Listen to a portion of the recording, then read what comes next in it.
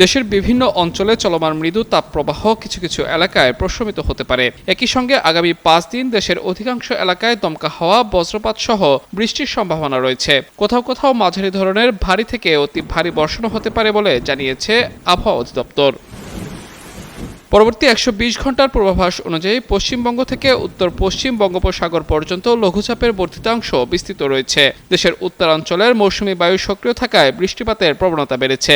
আজ রংপুর, ময়মনসিংহ, বরিশাল, চট্টগ্রাম ও সিলেট বিভাগের অনেক জায়গায় এবং রাজশাহী, ঢাকা ও খুলনা বিভাগের কিছু কিছু এলাকায় দমকা হাওয়া, বিদ্যুৎ চমকানো সহ হালকা থেকে মাঝারি ধরনের বৃষ্টি অথবা বজ্রসহ বৃষ্টির সম্ভাবনা রয়েছে। একই সঙ্গে দেশের কোথাও কোথাও মাঝারি ধরনের ভারী থেকে অতি ভারী বর্ষণও হতে পারে।